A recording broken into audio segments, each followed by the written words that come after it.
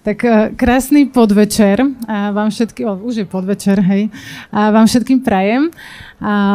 Toto je naozaj taká špeciálna, nie že edícia, ale špeciálne nahrávanie nášho podcastu Pracujúce mami, pretože sme tu na Dňoch Saše v Starej Tržnici vo veľmi krásnom priestore. A ďakujeme, Saše, že tu môžeme byť a ďakujem aj vám všetkým, čo tu sedíte s nami, že to môžeme spolu zažiť. A ja sa volám Tereza Mihaliková a v Pracujúcich mamách robíme osvetu a inšpirujeme. Aj vďaka takýmto podcastom.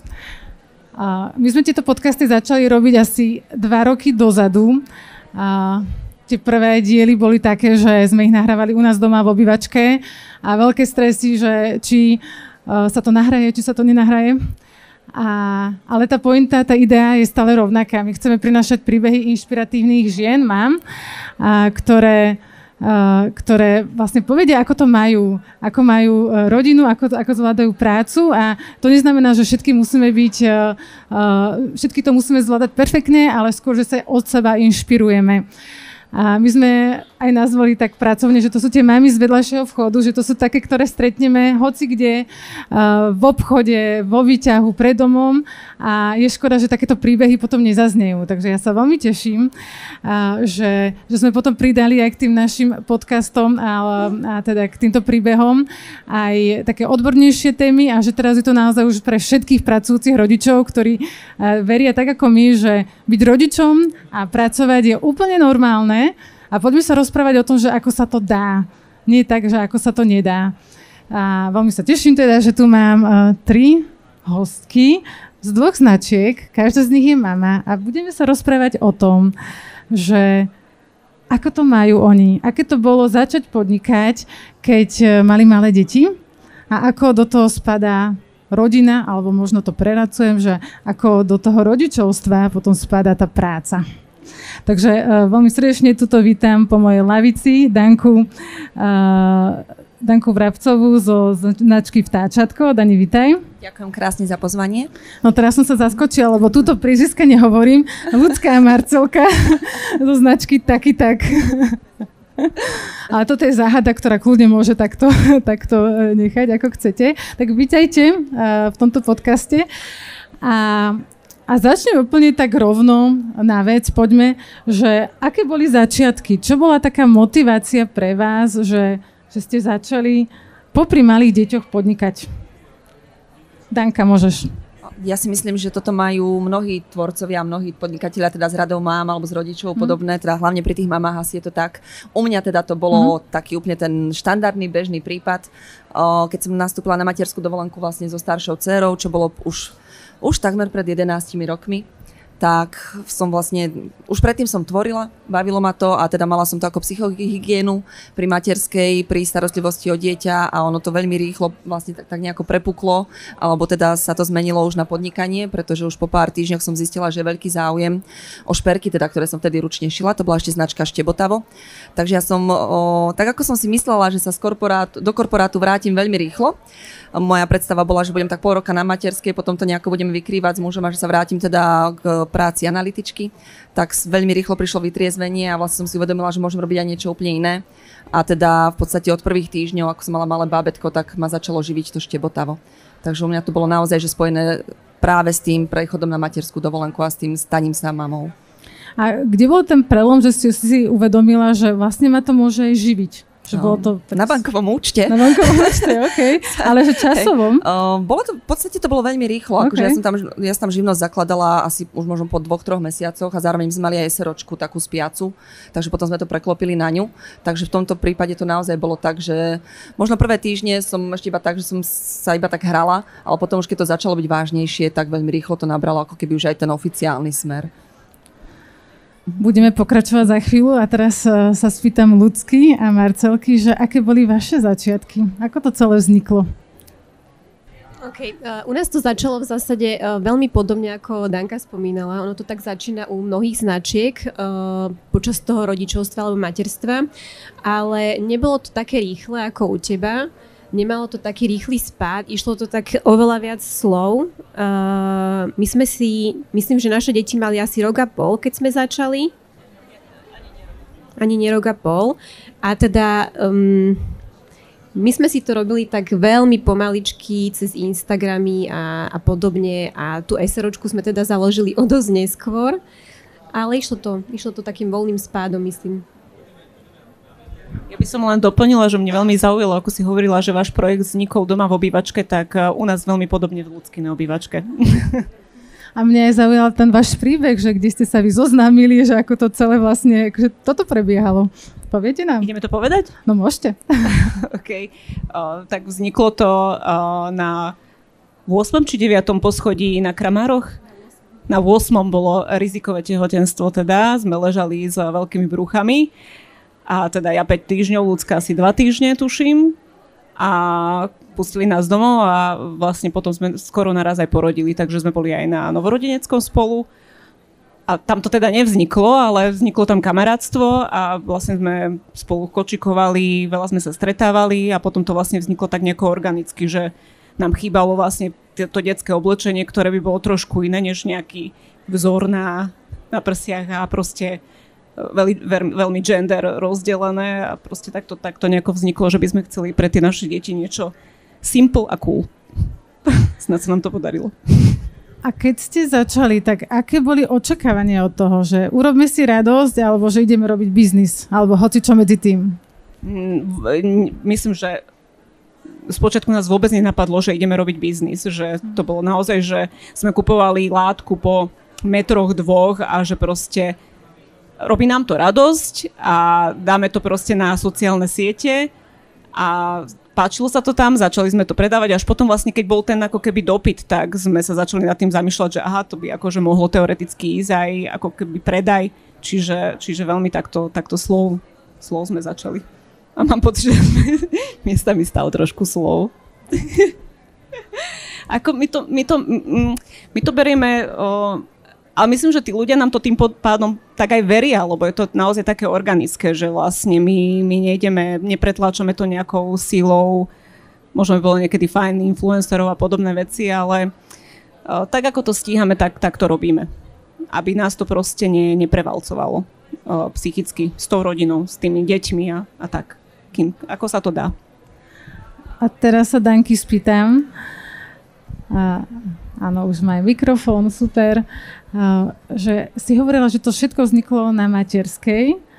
A aké to bolo teda, že tvoriť popri deťoch? Lebo znie to pekne, však mám deti pri sebe, niečo si vytvorím, ale akože častokrát to nemuselo byť také ružové. A teda ako si to mala ty? A že ako sa to dá rozbehnúť niečo svoje počas materskej? A teraz, keď si spätne tak na to spomínam, tak to bolo akože dosť brutál. Lebo naozaj, že Ela bola dieťa, ktoré veľa nenaspalo, že to boli tie prebdené noci, čo dieťa sa kojí 25 krát za noc, a keď bolo 16 krát, tak je to úspešná noc. Takže bolo to presne také obdobie a veľa toho nenaspala ani cez deň, ale teda, aby som to len tak nejako akoby uviedla, tak tá prvá značka Štebotavo, to boli ručne šité šperky, ktoré som naozaj že šila ručne ja. A to jedny náušnice sa šili 2 až 5 hodín, čiže to bolo naozaj, že ukrajovanie si z každého času, keď ona chvíľku ležala, spala, alebo potom teda šitie po nociach. A ono to naozaj potom prerástlo do takého, že sa čudujem, že som sa nezbláznila, alebo teda nevyhorela. Našťastie teda nie, ale už to bolo potom naozaj, že veľmi, veľmi náročné, lebo tých objednávok bolo veľa, ja som stále hľadala výpomoc, bolo to proste komplikované, kopa aj fagapov problémov tam nastala a bolo to veľmi ťažké. Ako to bolo naozaj vlastne aj jeden z faktorov, že keď už sa mal narodiť Adam, teda náš syn, ktorý bude mať 6 rokov o pár dní, tak som už rozmýšľala rok predtým, že OK, nechcem sa vrácať do práce, kde som pracovala predtým, nechcem ísť naspäť do korporátneho prostredia, chcem zostať doma, vidím, že to viem robiť, lebo mi celkom išla aj tá práca presne s zákazníkmi, so sociálnymi sieťami a podobne, ale potrebujem niečo, čo nebudem musieť robiť fyzicky stále iba ja. Pretože ten prvý biznis, on nebol vôbec škálovateľný. Síce už potom ku koncu, už keď som bola tehotná za Davom, tak som podarilo nájsť vlastne kolegynku, ktorá aj doposiaľ to Štebotavo šije. Aj som ho už viac menej tak akože odovzdala, lebo na to vôbec nemám kapacity. Ale som si vravela, že potrebujem niečo, kde sa budem môcť realizovať, ale nie, že to budem všetko musieť fyzicky robiť ja. Niečo, čo je škálovateľné. A presne to bolo veľmi podobné, ako to mali baby. Čakali sme chlapca, mali sme dievčatko, všade boli teda to oblečenie, vieme, aké je teda bežne je v sieťach dostupné. A tiež to bolo, že videla som, že v zahraničí proste sú úplne iné trendy, úplne iné veci sa dajú vyrábať. a jeden vlastne výlet v Barcelone nám ukázal podkolienky, ktoré bol taký akoby spúšťač našej značky Vtáčatko. To bol úplne prvý produkt, ku ktorému sme sa odhodlali a vlastne už takmer pred 7 rokmi sme spustili teda tento druhý biznis s tým, že pôvodný zámer bol, že budeme taký concept store, že budeme rôzne značky z Európy alebo zo sveta oslovovať a to budeme sa snažiť teda predávať na slovenskom trhu. Veľmi málo vlastne v tom období tých vecí bolo takýchto, ale v podstate tam tiež sa to veľmi rýchlo zvrhlo a už nejaké 2 mesiace sme zamestnávali prvú krajčírku, ktorá bola zhodou okolností partnerka môjho bratranca, čiže to zostalo v rodine a začali sme šiť naše vlastné kolekcie. A dá sa to aj nejako kvantifikovať, že koľko času si možno venovala práci v tomto období? No v tom úvode, keď som tie šperky šila ja, tak to bolo naozaj, že každá voľná chvíľa, ale podľa mňa to bolo tých, že 6 až 8 hodín denne, ale väčšinou to bolo naozaj, že v noci. Tá prvá fáza, keď dieťa zaspalo, povedzme do jednej som šila, krčila sa vlastne nad stolom pri umelom osvetlení, ale bolo to hlavne teda v tých chvíľach. Ja sa naozaj snažila byť aj plnohodnotnou mamou, nemali sme žiadnu výpomocníkov, chodila som na ihriska, doposiaľ mám kopu kamarátov, ktoré som získala vlastne vďaka tomu, že sme sa teda vedeli o seba oprieť a vyplakať sa, vyrozprávať sa z toho všetkého a mnohé boli presne, že sa snažili teda niečo tvoriť a rozbiehať. Takže bolo to dosť hodín, ale bolo to akoby na úkor toho môjho spánku a môjho času. Nebolo to až tak na úkor možno toho materstva v tom zmysle, že by som dieťa povedzme ani nebola v jasličkách, ani nikde, že naozaj sme si to ako keby odkrútili spolu a popri tom sa ešte podarilo teda aj takéto niečo budovať. Ľudská Marcelka, ako ste to mali vy? Ako ste fungovali? Áno, ako Marcelka povedala, my sme začínali u nás v obývačke a tiež to išlo vlastne v noci. Naše deti rovnako neboli v jasličkách, išli do škôlky normálne, keď mali tie 3 roky. A moje sú inak tam, tieto 3 v prvom rade, to sú moje. Nie, Nika. A vlastne, áno, išlo to väčšinou po nociach.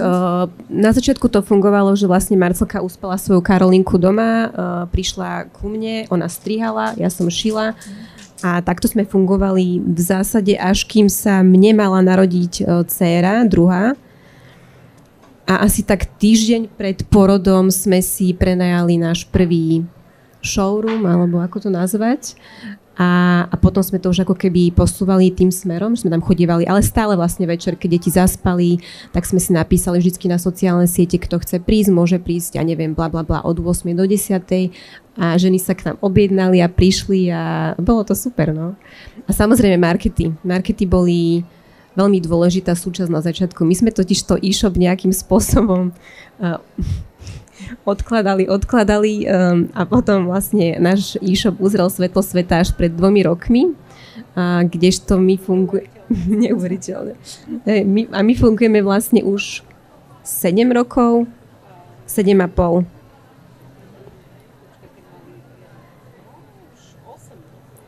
Možno to už je aj 8 rokov.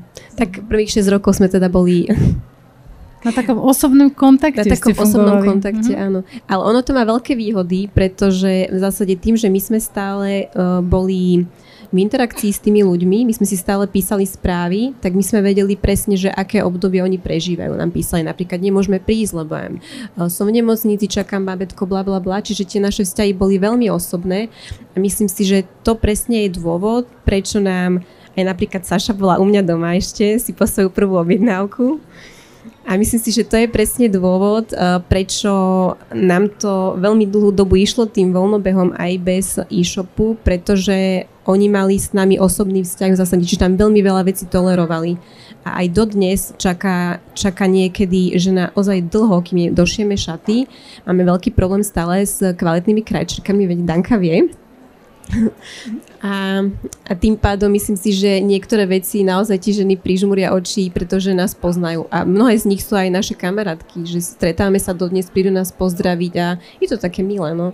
Je to proste iné, ako keď si tam iba vyklikať človek na e-shope a dá odoslať objednávku. Tak je to iné, vieš, keď musíš proste prísť a byť s tým človekom, komunikovať s ním. Ďakujem. Ja sa teraz obratím na Danku a budem tak akože plynulo pokračovať, že od tých začiatkov k tomu, že často sa hovorí o tom, že ženy na materskej začnú niečo robiť, lebo chcú mať psychohygienu. A je to naozaj že pravda, že je to akože niečo začať vyrábať, niečo začať tvoriť je akože výborná psychohygiena. Ale keď sa z tej psychohygieny stane práca, tak je to ešte stále psychohygiena? To je akože moja otázka. Možno mi poviete, že áno je a možno poviete, že už treba hľadať ďalšiu psychohygienu, lebo toto už nemá tú nálepku. Pri vtáčatku u mňa to ešte stále je psychohygiena a naozaj ma to veľmi, veľmi baví. Pri tom štebotave to už bolo veľmi náročné a tam by som povedala, že už to nebola psychohygiena. Práve preto som hľadala vlastne niečo iné, aby som, ja to už teraz tak možno až hrubo poviem, ale aby som mohla utiecť od toho, lebo naozaj som to už nezvládala ani fyzicky, ani psychicky, bolo to brutálne náročné obdobie. A síce ja som teda mala e-shop, ale bol stávaný na kolene, tak ako aj vtáčatko. Ale som mala zošit plný na 12 týždňov dopredu s tým, že som vedela, že každý deň musím ušiť povedzme 3 páry náušnic a to bol už proste taký ten Damoklov meč nado mnou a presne to isté, dieťa ochorie, chcete niekam ísť, čokoľvek. Každý deň, keď vám zavolalo 20 žien nervóznych, že kde majú náušnice alebo šperk, tak už to bolo proste na mňa obrovský tlak. Každému som sa snažila vyhovieť, len nie sebe. Takže to už určite psychohygiena nebolo to správne nastavenie. Teraz verím, že to máme nastavené lepšie, aj práve tým, že nerobím všetko sama.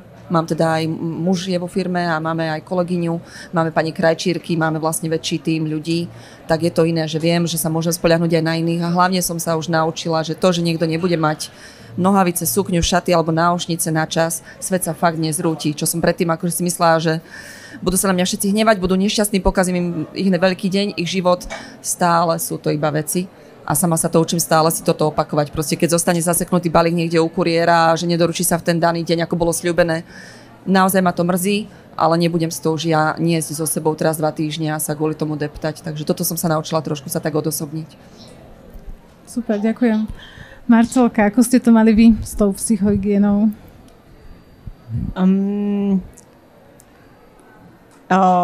Takto, ja stále potrebujem robiť niečo rukami, aby som ja vypla hlavu, čiže moja psychohygiena, ja by som to, čo robíme, nenazvala psychohygienou. Baví ma to, je to super, ale ja prídem domov a ja potrebujem štrikovať alebo proste robiť niečo, ja rada varím, pečiem, akože ja fakt, možno to znie, ale ja to fakt akože rada robím. A ja som tiež proste z odvetvia, ja som z leteckého odvetvia, tam som sa teda nevrátila. Kedysi dávno, keď som teda robila toto letectvo, tak ja som prišla domov a ja som robila tiež také veľmi farebné rôzne šperky, Saša si možno ešte pamätá, Maculienka. Už to nerobím, aj keď moja Kaja objavila krabičku so všetkými mojimi šperkami a ťahá ma k tomu, aby sme to teda znovu otvorili a robili a možno sa na to aj dám, lebo akože naozaj, že už by som to nepredávala, nesnažila by som sa to ako keby rozbehnúť, ale je to naozaj, že podľa mňa človek potrebuje mať niečo také bokom, čo ho neživí, ale proste má niečo, čo ho naozaj že baví, čiže asi tak, neviem, či som zodpovedala otázku, ale asi. Áno, zodpovedala, ďakujem. Luci? Ja áno, tiež si nemyslím, že by toto bola psychohygiena a nemyslím si ale ani, že tento celý náš Tagitakt projekt vznikol ako psychohygiena, že vlastne my sme, teda neviem, poviem za seba, a Marcelka vlastne už zodpovedala, že moje hobby nikdy nebolo, teda, že si idem šiť a niečo. Vlastne ono to celé vzniklo vyslovene z tej potreby pre to dieťa a potom nejako sme začali fungovať spoločne, ale nebola to psychohygiena, my stále robíme áno iné veci ako psychohygiena, ale baví nás to a to je dôležité, určite. Myslím si, že keby nás to nebavilo, ale takto to má polovica tvorcov tuto, tak by už dávno robili niečo iné, pretože to vôbec nie je jednoduché toto robiť a robiť pri deťoch to teda vôbec nie je jednoduché, ale baví nás to tak, že ideme ďalej. A ja som aj na úvode hovorila, že budeme sa rozprávať nielen o podnikaní, ale o rodičovstve, alebo teda v našom prípade materstve. A Daňka, teba sa spýtam, že niekto takto striedame. Ako ti do toho tak zapasovali deti? Alebo teda, že ty si bola alebo opačne, hej, že tak ako som povedala, že ako do toho materstva tam zapasovalo to podnikanie, že ako ste fungovali, alebo ako si to mala ty nastavené? No tak ako som vravala, že nebolo to úplne ideálne vždycky, čiže hlavne teraz sa to už snažím ako keby regulovať, aby to všetko dávalo väčší zmysel, lebo Ela má teraz 10, Adam bude mať 6, čiže už pomerne dlho takto fungujeme. Aj teda veľmi pomohlo to, keď môj muž odišiel zo svojej práce a teda pridal sa ako keby k značke do rodinného podnikania, aj keď pre niekoho je to úplne nepochopiteľné, že dokážeme byť tak veľa spolu, ale my sme vždy boli také cecky, sa priznám, sme 20 rokov spolu a aj keď sme každý robili vo svojej robote, tak sme chodili spolu na obedy a vyhovujeme si, jasné, že nie vždycky je všetko ideálne, ale myslím, aj tí, čo nás poznajú kamaráti, tak sa čudujú, že dokážeme toľko spolu akože stále byť, ale my to tak máme. A tým sme sa naučili vlastne tak fungovať a tie deti, tým, že oni prišli ako keby do takéhoto prostredia nášho, tak oni nejako tak sa pridali, tak by som to asi povedala. Samozrejme tiež nie sú vždy nadšení, že ideme teda teraz niečo do roboty, lebo musíme tam niečo spraviť a nie vždy si nadšene obliekajú to naše oblečenie na fotenie, lebo sú to deti. Ale myslím si, že sú radi, lebo zase sa tešia, keď ich kamaráti k nám prídu a vedia, že my toto ešte máme tak, ja iba tak nadviažem, že my bývame, máme školu, škôlku, aj na showroom, všetko asi na 200 metrov, hej, že v takom rádiuse. Takže my to máme všetko tak poblíž a v podstate všetci susedia, každý vie, že k nám môže prísť, či už na kávu, na vecko, pokecať čokoľvek. Takže fungujeme tak veľmi komunitne a toto sa myslím, že aj tým deťom ráta. Takže my to takto žijeme a oni nemali vlastne inú možnosť len sa pridať. A to je veľmi pekné, že vlastne, že tie dve oblasti sa doplňujú, že nemusíme si vyberať, ale môžeme si to tak prelínať podľa toho, že ako to potrebujeme mať. Ďakujem. Tak. No a to isté sa spýtam aj vás na tejto mojej pravej strane a neviem, teda ty máš, Ľudská, mikrofón, tak môžeš aj ty povedať, že ako to bolo u teba. Tak my by sme v zásade bez dieťa ani nevznikli, takže u nás vlastne sú tie deti úplný spúšťač a my sme teda decka brávali na markety s nami, keď boli malé a myslím, že sme to zvládli celkom v pohode.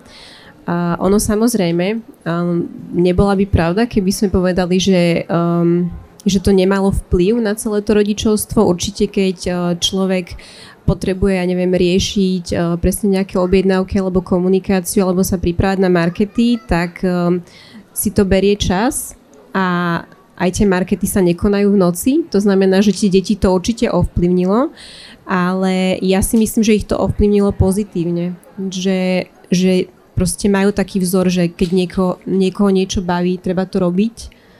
A myslím si, že to bolo pre nich fajn skúsenosť. Vidím, že tu máte podporu, to je super. To je presne ten hlavný spúšťač, tento tu oproti mne, takže myslím si, že to bolo super. Tam ešte Marcelka. Ja by som možno iba doplnila, že áno, keď boli úplne maličké, tak tie deti tak chodili s nami na markety. Potom je obdobie, jak je teraz Elo, toho by som teraz nebrala na markety, lebo to je presne takéto štvoročné dielo, čo hoci kde proste odbehne.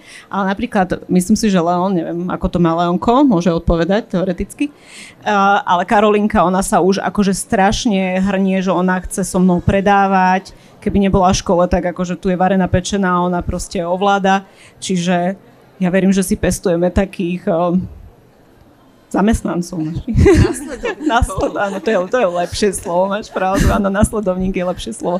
Ale teda dobrovoľne, že teda moje decká chcú, no ešte tá mladšia, ale tá staršia úplne, že bez problémov už by asi šla. Myslím, že ale on nepočúva.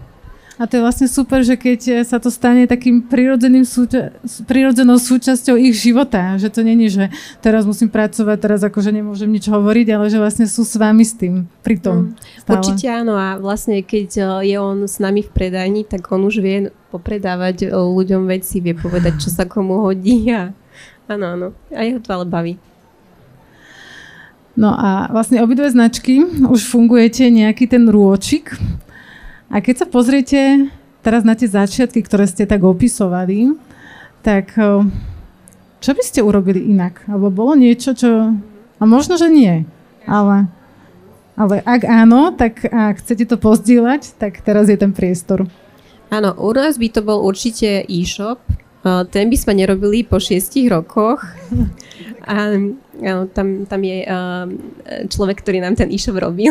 Takže áno, lebo robiť niečo také s kopou produktov a všetkých naraz nejakým spôsobom nafotiť, dostať ten obsah, urobiť popis A všetky tieto veci, to určite by bola jednoduchšia cesta, keď sme tie produkty mali 4, ako keď sme ich mali, ja neviem koľko, hrozne veľa po tých 6 rokoch. Čiže určite ako prvá vec je e-shop, no. Ja som si tak započúvala, že som ani nerozmýšľala nad svojou odpoveďou. Hej. Takže ja si možno premyslím, a keď tak potom neskôr možno sa k tomu, ak tak, že sa vrátim ešte k tej otázke, lebo som si to presne tak predstavila, že hej, že musel to byť masaker potom, že čo ste si museli naraz vlastne odkrútiť, lebo teda my sme fungovali tak, že skôr ako značka uzrela svetlo sveta, tak ja som si ten e-shop pripravila a práve tam bolo možno 15 tých produktov, ale že s tým som sa vyhrala, aby som bola akože, že áno, toto všetko máme, toto bude fungovať a až potom ideme ako keby sa ukázať svetu, čiže my sme to mali ako keby naopak otočené, už s tým vtáčatkom teda, s tým Štebotavom to bolo samozrejme také tiež opačne otočené, ale tiež ten e-shop tam bol pomerne rýchlo, lebo vás muselo podľa mňa veľmi veľa času stáť, nehovorím, že teraz to tak nie je, lebo veď ľudia stále potrebujú komunikovať, ale že ste všetko museli riešiť tým pádom mimo e-shop, čiže v správach, telefonátmi, osobnými stretnutiami. Čo áno, aj teraz to je, aj my to máme, že samozrejme veľa ľudí si ešte potrebuje aj mailami a podobne niečo doriešiť, ale gro už naozaj ide ako keby priamo cez ten e-shop, čiže odpadá aspoň časť toho času, ktorý treba venovať tej komunikácii a tomu doľaďovaniu, povedzme, detailov, takže ste to strašne dlho potiahli takto, akože...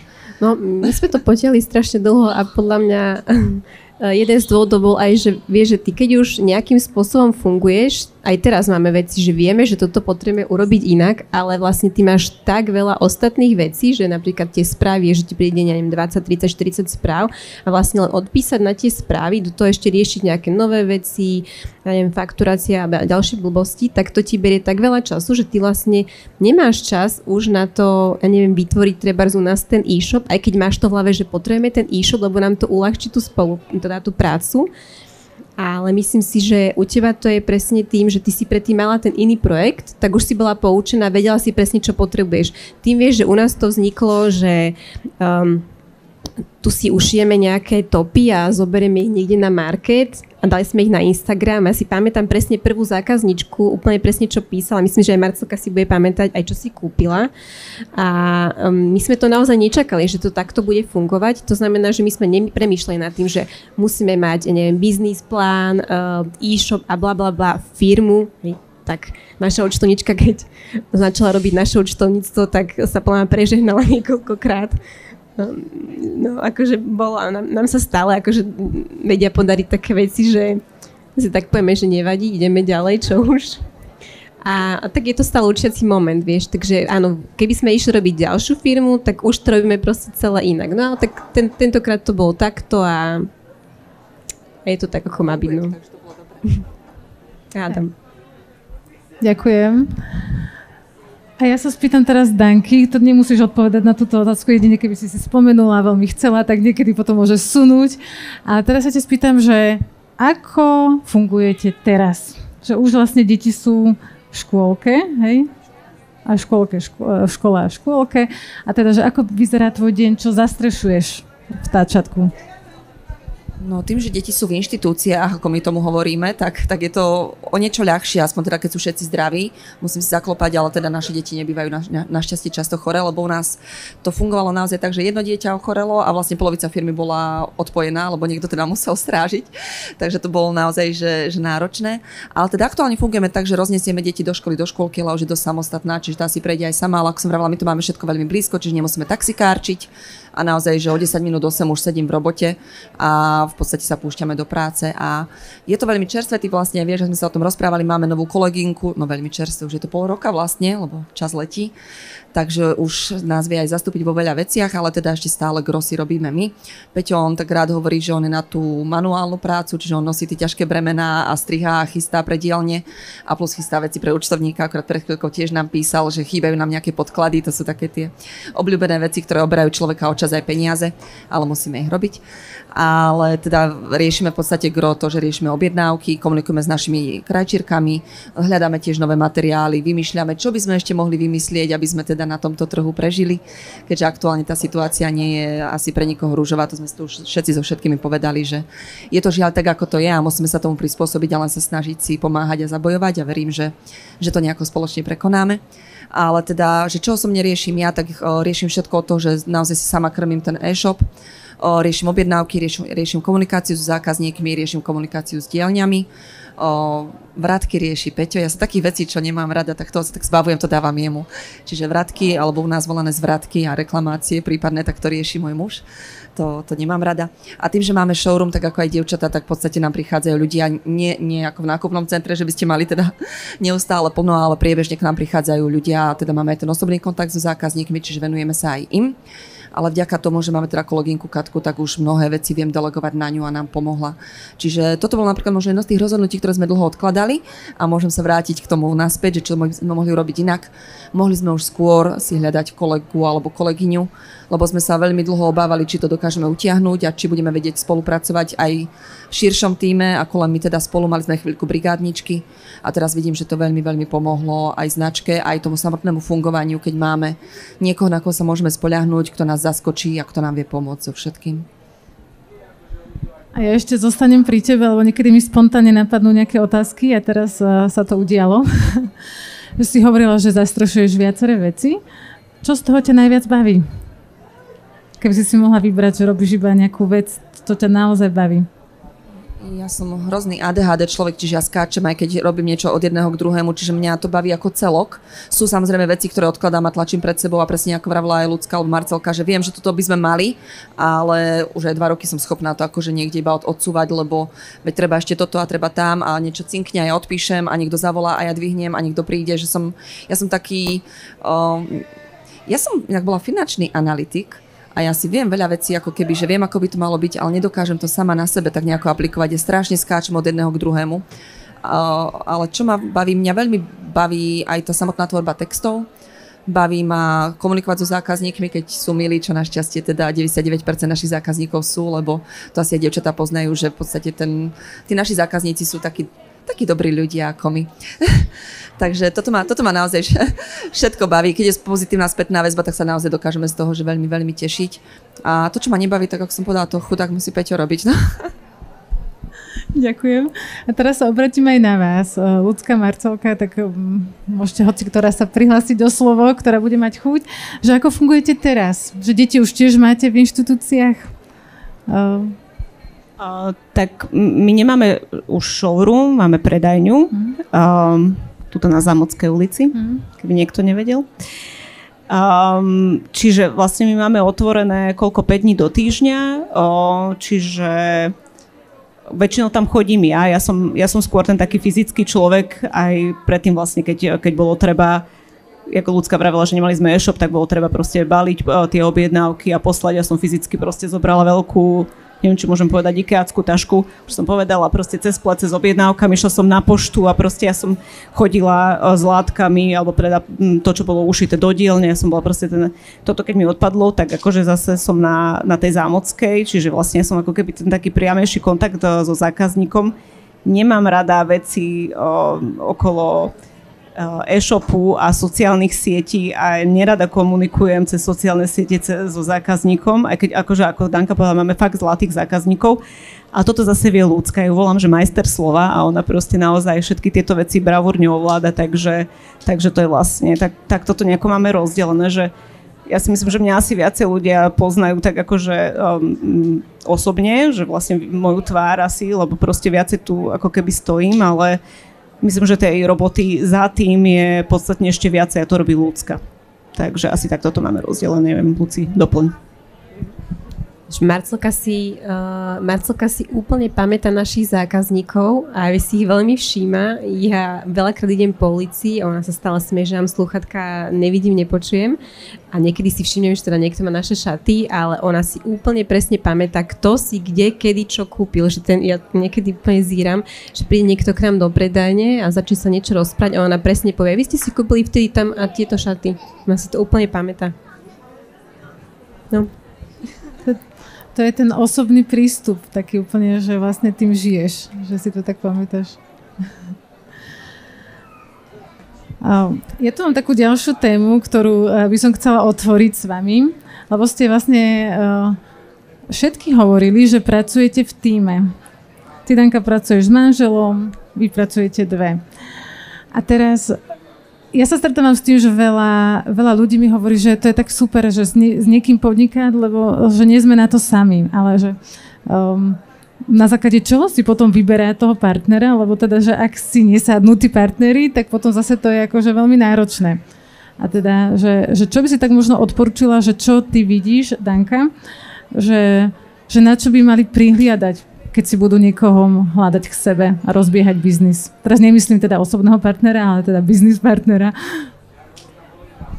Ja si myslím, že ono to musí naozaj fungovať aj po tej ľudskej stránke, čo je vidno aj tu medzi dievčatami, že sú zároveň kamarátky, aj keď možno nejaké poučky a všelijakí kouči by nám povedali, že to vôbec nemá byť o tom, že aké máme možno tie medziľudské vzťahy, ale že by to malo byť viac akoby o tom biznise a o tých číslach a grafoch a podobne.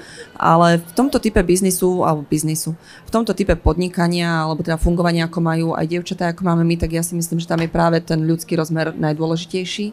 A tam, keby toto neladilo, tak ono by to asi celé ani tak úplne nefungovalo, lebo aspoň teda aj u nás to tak je jasné, že sa dokážeme aj pohnevať, aj mi Peťo veľakrát povie, že ku všetkým si milučka, a iba ja si všetko potom zlížem, že iba na mňa štekneš. Áno, sú určite aj také situácie, ale tak na koho iného alebo komu inému sa môžeme zase vyplakať ako tomu, kto je pri tom a najviac tomu rozumie.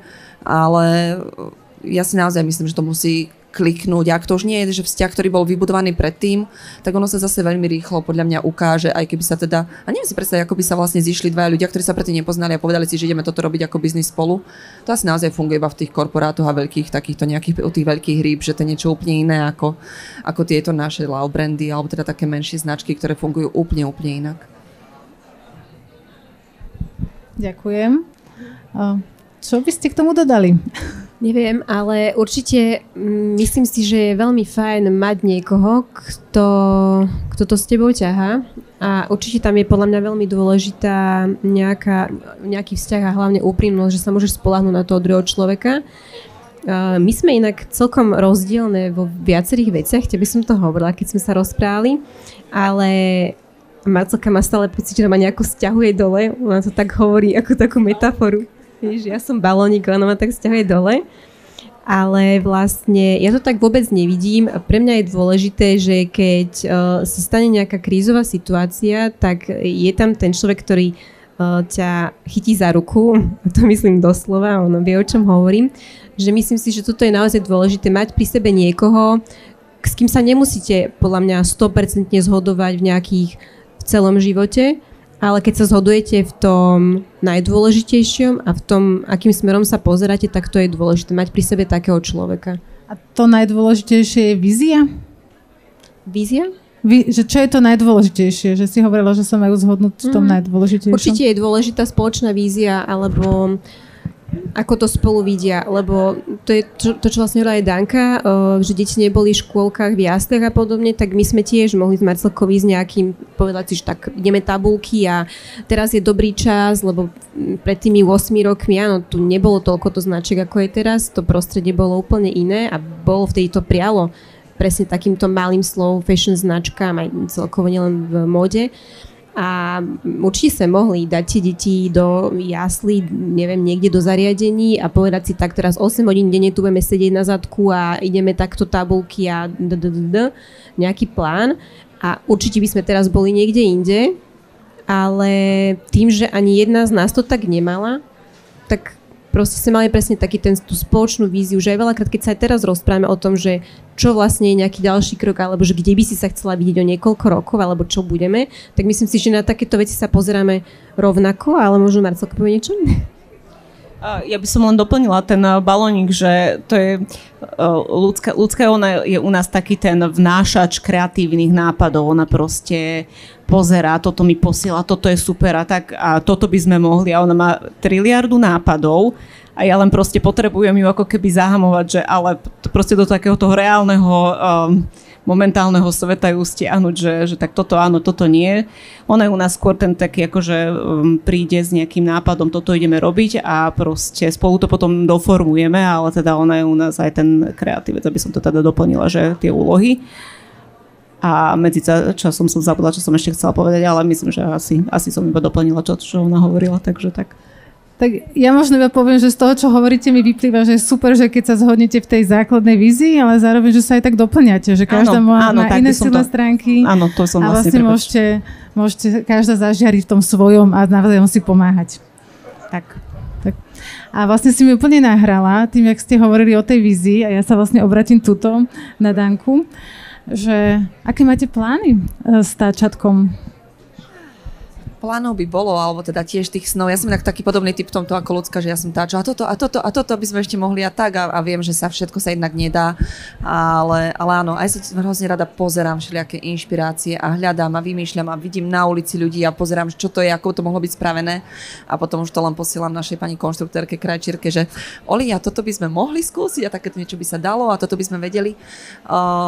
Ale čo je u nás, a na to som vlastne tiež spomínala, keď spomínali vlastne ten e-shop, že som sa tak neuvedomila, ale že u nás je to anglická verzia vlastne e-shopu, lebo v táčatku má vlastne len slovenskú verziu, potom fungujeme na Etsy, ale tam máme úplne iný názov, tam to keby nie je založené na tom brande, čiže tam je to keby úplne iba, že anglicky iný názov, pod ktorým fungujeme. Máme dávno kúpenú doménu, máme branding, sme si urobili teda meno, máme trademark, sme si dali spraviť všetko, aby akože príprava je fascinujúca, to mi išlo, ale už to dať akože dokopy a spojazniť, tak to vôbec nie.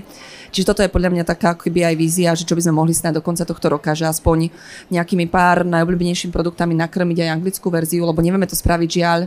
My fungujeme, myslím, na máme rovnakú platformu ako aj dievčatá a máme tam veľký problém s tým, že nefungujú jazykové mutácie, lebo nám potom padali úplne iné dôležitejšie veci, takže sme to museli nechať tak a musíme to vystavať na novo.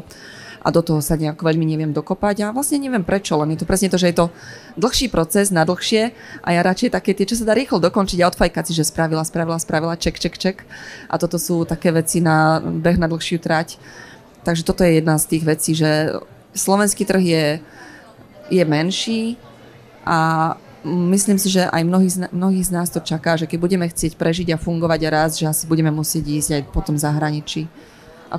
Asi to tak je, no. Možno, že sa dá, neviem ale dokedy, lebo vidíme to aj teraz na situácii, na nálade spoločnosti a podobne, že ľudia sú vyčerpaní, unavení, tých peňazí nemá nikto z nás nazvíš a bolo by to veľmi smutné, keby tie značky, ktoré roky niečo budovali, zanikli teraz a tak. Ďakujem. Vy to máte ako? Aké máte plány?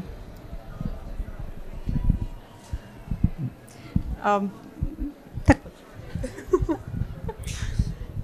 Určite posunúť sa na zahraničný trh je jedna z veľmi dôležitých ciest aj u nás, lebo Slovensko je super, ale áno, dejú sa tu veci, ktoré nie sú úplne, ako to povedať, ktoré nenahrávajú úplne slovenským malým podnikateľom. A čiže áno, bola by veľká škoda a myslím si, že na tom tento rok je extrémny.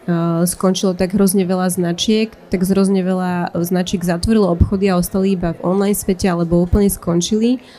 Podľa mňa to je akože jedna z ciest ísť na ten zahraničný trh, keď človek má taký produkt, že sa tam vie uchytiť, aj keď to je tiež veľmi otázne, to Slovensko je iné. My máme napríklad tú firmu postavenú, alebo tú značku postavenú presne na tých vzťahoch, že sme love brand mnohých z nás, alebo teda mnohých zákazníkov. Čiže uvidíme, ale je to určite niečo, čo potrebujeme urobiť aj my a chceme. Ďakujem. A tiež si mi nahrala, a to sa spýtam teraz Danky, lebo ja keď som si pozerala vaše sociálne siete, tak som si všimla, že ty niekedy sa aj tak vyjadriš tej situácii, akože spoločenskej, aké je. A že mne to tak zaujalo, že vlastne tak od srdca vlastne povieš a nacítiš, že ako to má dopad vlastne na vás. A že či si sa potom aj nejakým spôsobom nebála, že vlastne akože niektorých zákazníkov to nahnevá? Nie. Niektorých zákazníkov to nahnevá, väčšinou to nahnevá ľudí, ktorí nie sú naši zákazníci, to tam vidno, Facebook je úplne akože rojisko týchto ľudí, na ktorých názorom mi až tak veľmi nezáleží. A jasné, že malo to určite nejaký dopad, ale veľmi málo, podľa mňa som zrátala na prstoch jednej ruky, že koľko zákazníčok alebo zákazníkov, že reálnych našich, že napísali, že toto nie. Aj teraz aktuálne tento týždeň viem, že niekto napísal, že toto nechcem vidieť na stránkach svojej obľúbenej značky. A skôr ako som ja stihla zareagovať, tak tam nejaká iná pani napísala, že ale tá značka funguje v tomto prostredí a toto ovplyvňuje nás všetkých, čo sa tu deje. Čiže ja som v tomto nastavená tak, že ja si nedávam úplne servítku pred ústa, ale ma tak trošku tiež, ako keby som si vypočula iný názor, v podstate kolegynky, ktorá sa ma spýtala, že nebojíš sa, že čoho, že niekto nenakúpi, že tak nenakúpi, akože toto mi príde pre vyššie dobro, vyšší cieľ, keď už len akože 2 ľuďom by to malo možno trošku akoby iba pootvoriť oči alebo pozrieť sa na veci možno inak. A ona, že nie, že naozaj by niekto mohol ti alebo nám ublížiť. A vtedy mi tak prvé prišlo, že je to snáď nie, že tam nie sme, hej, ale ja už neviem, že kde sme, v tom, ako je nastavená naša spoločnosť a ako je to teraz všetko, že ja nemyslím si, že by niekoho zaujímala nejaká daná z dlhých dielov, hej, ktorá si akože natočí video a napíše tam pár ľudí nejaké komentáre. Ja to naozaj beriem tak, že chceme ako keby vyjadriť svoj názor, chceme sa ako keby aj ako značka, aj ako ľudia naozaj že vymedziť voči tomu, čo sa deje. Ja si myslím, že naši zákazníci veľmi dobre vedia, že ako sme my hodnotovo nastavení, ale určite sa nepozerám na to z pohľadu tržieb, ale tento týždeň ma toto tak ako keby trošku, že či by sa mal človek obávať o svoju bezpečnosť kvôli tomu, že nejaké video sa stane virálnym na sociálnych sieťach a mu tam nadávajú do všetkého možného nejakí ľudia, čo ani nevieme, či sú to reálne naozaj ľudia, používatelia, alebo sú to nejakí platení troli. Ja to neviem rozlíšiť napríklad, neviem, ako to funguje, nefunguje. Ale áno, hovorím o tom a myslím si, že o tom budem hovoriť aj ďalej a ja dúfam, že sa to zmení, len nečakám, že sa to zmení rýchlo. Ešte asi si ako spoločnosť, nielen ako podnikatelia, ale ako spoločnosť ešte si asi pár rokov odtrpíme. No, blbé je, prepáč, k tomu dodám, blbé je, že sme tam, že vlastne človek niečo také povie alebo napíše na svoju sociálnu sieť a niekto blízky sa nad tým zamyslí, či je to bezpečné. Že to je blbé, že sme tam, že sa musíme zamýšľať nad tým, či je to bezpečné. A to je akože to je ako keby, že hej, veľmi smutné, no. To je taká vsúka. A ja to trocha odľahčím, že okrem toho natáčate aj veľmi vtipné videjka. tak áno, že aj takto vlastne sa dá predávať, že tvoríte aj ten sociálny akože content na tie sociálne siete. A už sa pomaly blížime k záveru. Takže ja mám pre vás takú otázku, takú tiež na odľahčenie, ale mňa osobne to celkom zaujíma, že či nosíte aj iné značky? To oblečenie iných značky. Nosíme iné značky? Ja som akurát Danke hovorila, že včera mi tu bola taká zima, mala som tu kamošku a som ju vyslala, že choď prosím ťa pozrieť, že kde je vtáčatko, potrebujem ponožky. Čiže mám ponožky a mám aj pánčušky, nejedný, čo som kúpila u vtáčatka. Mám nejaké trička Tender November napríklad. Neviem, či chceš, aby som vymenovala, no? Nemusíš menovať, ako to cítiš. Áno, nosíme aj iné značky. Máme, myslím, že za tie roky sme si tu vybudovali už aj celkom, že priateľstva. Máme dobré vzťahy s nejednou značkou, takže veľmi, veľmi radi podporujeme a nosíme teda aj iné značky než tie naše. Myslím, že sa to dá celkom pekne aj kombinovať, keď hovoríme o móde, teda, že si to vieme tak nakombinovať. Samozrejme, tu mám všetko tak i tak, lebo však musím byť reklama stojaca na stánku, ale v bežnom živote nosím aj iné značky, áno. Väčšina našich značiek, ale väčšina značiek, ktoré nakupujeme, sú kúpené práve na takýchto rôznych marketoch, čiže sú to po väčšine ďalší slovenskí, českí a takíto menší tvorcovia. Vlastne my potrebujeme podporiť iných, aby sa dostala tá podpora aj k nám. Ale teda, áno, nosíme aj iné značky. Ja keď takto tiež niekde idem, tak nosím hlavne našu značku, lebo chce sa človek akoby ukázať tie svoje. A stáva sa mi občas aj u nás teda v obchodíku, keď prídu ľudia, mám niečo iné, tak sa ma spýtajú, že toto či je naše, a ja teda, že nie, a poviem teda odkiaľ. Ale ja a Peťo nosíme prevažne naozaj, že aj v bežnom živote naše veci. V podstate iba topánky, rifle, také veci, čo nevyrábame kabelku, tak toto si dokupovávam. Snažíme sa nakupovať naozaj, že lokálne a takisto aj pre deti. Skôr naše deti nosia iné značky, kedy si samozrejme nosili Mile. Teraz nosia aj iné značky lokálne, môžem spomenúť napríklad Significant, máme trička obľúbené, že sú to naozaj pekné kombinovateľné kúsky, ale my teda keď Hlavne, keď niekam ideme, tak si obliekame naše veci. Ale je to naozaj, že z toho, že tak ako inak už ako keby podporiť samých seba, ako sa ukázať v tých našich veciach. Ale ja si myslím, ako vravili aj babi, že to prostredie tu na stále ešte je veľmi prajné a snažíme sa pomáhať si. Aké bolo dobré časy aj teraz, keď sú ťažšie časy. A nie je to určite také, že konkurenčné, ale zase bolo by zvláštne, keby tu stála povedzme macka a mala by od konkurenčnej značky na sebe niečo oblečené. Čiže takto asi každý nosí hlavne to svoje. Ďakujem. A máme pred sebou poslednú otázku, takú záverečnú, že čo by ste odkázali ostatným ženám alebo mamám, ktoré rozmýšľajú rozbehnúť niečo vlastné? Že nejaký taký odkaz z hociakej perspektívy, ktorý vás teraz tak napadne? Neviem, nech idú do toho, nech nerozmýšľajú, nech do toho idú, keď to tak cítia, uvidia, čo sa stane. Tak akože samozrejme, stále človek môže naraziť a môže mu to nevísť, ale keď nevyskúša, no tak to nezistí. Čiže keď niečo chcú robiť, keď ich niečo láka, nech do toho idú, nech to skúsia.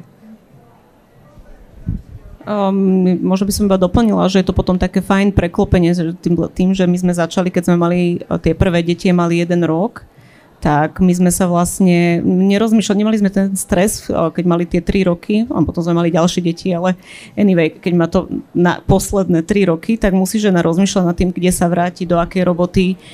A je to taký podprahový stres, že teraz som, ja neviem, 6 rokov bola na materskej a preboha, kam ja pôjdem, či ma zoberú, či ešte budem vedieť veci. Tak to, keď to robí počas materskej, tak je to iba ako keby prirodzené preklopenie, ako keby do toho bežného pracovného, nazvime to, života. Čiže v zásade to bolo easy, tým pádom easy. Rozumiete, ako to myslím. Nemáš ten stres proste z toho, ako sa vrátiť do tej roboty, čo si robila predtým, alebo do nejakej inej. Čiže to je také plynulé vlastne, už počas tej materskej. K tomuto by som ja ešte povedala, že veľakrát sa stretáme s tým, že vlastne aj ty sa na to pýtala, aké je to podnikať, keď si matka, aké je to sklbiť ten rodinný život. My sme sa s Marcelkou veľakrát rozprávali o tom, že ja si v zásade neviem predstaviť úplne taký ten život. Ja som aj predtým ako keby nebola normálne full time, ja som bola stále freelance, ale je to úplne jedno, keď si predstavím, že trebárs pracuješ niekde, ideš teraz na matersku, máš neviem, 1 dieťa, 2 deti, to je jedno, aký počet, si doma 3 roky, 5 rokov, niekoľko a vlastne tým dieťaťom ty získáš úplne nový život a ten tvoj život ide chtiac nechtiac proste do úzadia a teraz zrazu sa očakáva, že to dieťa má 3 roky, zapalíte tam sviečku, sfúknete ju a ďalšie nastúpiš do práce a vrátiš sa do toho kolobehu, kde si bola predtým. To je podľa mňa ako keby úplne šialené a vlastne takto máš fungovať ďalších XY rokov. Vlastne odniesieš dieťa do škôlky alebo teda do školy, to je jedno. Samozrejme ten muž tam je prítomný a teda u niekoho nie je prítomný ani ten muž a vlastne tie ženy sú na to samé. Ale vlastne vieš, ideš do tej škôlky, odnesieš dieťa, ideš do práce, tam si odkrútiš tých 8 hodín alebo 8,5 a odídeš späť, ideš po to dieťa, nakúpiš, robíš večeru, uložíš ho spať a takto ti vlastne ubehne ďalších, ja neviem, 20-30 rokov života a že mám pocit, že to je práve extra náročné a to si ja teda neviem predstaviť, lebo my treba stále môžeme si ísť zacvičiť cez deň, alebo si môžeme povedať, že ideme proste niekde na výlet, alebo čokoľvek, lebo nikto nie je nad nami a nepovie nám, tu si musíš teraz prísť do práce, štiknúť lístok, alebo ja neviem, musíš mať nejaký vážny dôvod, proste keď si povieš, že budem s dieťaťom doma, lebo to chcem, tak proste to môžeš urobiť. Alebo keď si povieš, že budem doma sama so sebou, lebo to potrebujem, tak tiež to môžeš urobiť, ale v normálnej práci sa toto urobiť nedá a to mi práve, že príde také veľmi, veľmi náročné pre tie ženy, že na Slovensku stále ako keby ten nejaký part-time, alebo to, aby žena ostala doma, keď má deti, je niečo, že sa na ňu potom ľudia pozerajú cez prsty, že ty nič nerobíš, ty vlastne si iba doma, ale to nie je, že ty si iba doma, že podľa mňa najdôležitejšia vec, ktorú tá žena môže urobiť, je presne nejakým spôsobom vychovať normálneho človeka, ktorý ďalej bude fungovať v tom svete a vlastne na to sa hrozne zabúda. Čiže pre nás dve, tým, že naozaj ideme takým pomalším tempom, aspoň to také poviem za mňa, tak mne toto dáva veľkú slobodu, že nemám pocit nejakého takého toho tlaku, že musím ráno vstať, ísť do práce, musím tam byť takúto dobu, musím bla bla bla. Keď my sme sa o tom teraz presne tento týždeň bavili, čiže na druhej strane áno, akože máš tam takú tú finančnú neistotu, tak ale istota nie je žiadna, lebo nikde nemáš napísané, že teraz ťa od niekiaľ neprepustia z práce, čiže au. Ja by som len doplnila teda, že ale my máme, ak môžem porovnať s Dankou, asi tú výhodu, že naši muži nie sú v biznise s nami a teda tým pádom akože naozaj im musíme poďakovať. Jeden tu by tu niekde mal byť, ale možno naháňa najmladšie dieťa, že vlastne my máme takú tú stabilitu doma, alebo teda, že máme možnosť byť slov.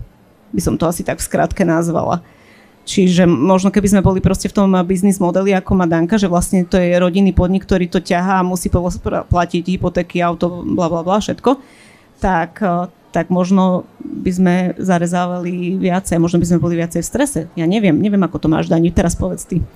No áno, my nemáme žiadnu záchrannú sieť, ani v podobe rodičov bohatých, ani dedičstva, ani ničo podobného, čiže ja veľakrát aj zaspám, aj sa budím s tým, že snáď ešte niekto k nám príde a niekto si u nás niečo kúpi a že nás ešte budú mať radi, čo asi tiež nie je úplne OK. Ale aby som sa vrátila k tomu teda, že čo by som odporúčila, tak neskúsiš, nevieš, presne ako aj Ľudská vravela, čiže kedy, ak nie teraz, keď tá žena, áno, jednak má totálne inú novú rolu v živote, musí sa tomu prispôsobiť, musí sa naučiť fungovať s tým malým človečikom a do toho teda ešte niečo takéto nové. Ale je to podľa mňa taká akože celkom fajn doba, lebo vtedy sa to dá otestovať. Asi by sa to nepáčilo zase ministrovi financií, ale nemusí hneď od prvého momentu riešiť, že aby to bolo proste pod nejakou firmou a podobne. Môže si otestovať ten trh, ten záujem a naozaj, keď to potom pôjde, tak až potom začne riešiť tieto veci. To si myslím zase, že by tak malo fungovať, hej, že nie hneď všetkých zodrať z kože na odvodoch a podobne, ale dať im vôbec šancu vyskúšať si to, že či to môže fungovať a ako. A ja si myslím, že asi naozaj, že množstvo značiek vzniklo práve v tom období, kedy ženských alebo teda značiek, kde ženy sú tie vedúce, povedzme, osobnosti alebo stoja za nimi. Čiže podľa mňa ako keby to je už ten good practices, že vidia, že to funguje, že to niektorí dokázali, niektorí fungujú veľa rokov a že sa to dá. Ale zase áno, bude to bolieť a veľakrát to bude veľmi náročné, ale keď sa to podarí, tak myslím, že to stojí za to, lebo presne je nemusíme chodiť do práce a mať na sebou toho šéfa, aj keď veľakrát pracujeme možno o mnoho viacej hodín, ale zase už keď si povieme, že teraz sa chceme venovať deťom a rodine a sebe, tak si to vieme ako keby zariadiť. Nehovorím, že sa to nedá v pracovnoprávnom nejakom teda vzťahu, ale je to zase niečo úplne iné. Ale áno, je tam aj tá veľká neistota. U nás je to naozaj tak, že žiadna záchranná sieť neexistuje a sme závislí len od ľudí, no. Ja vám veľmi pekne ďakujem, že ste prišli a že ste sa pozdieľali s tým, ako to máte. Veľmi vám držím palce, že nech sa vám darí. A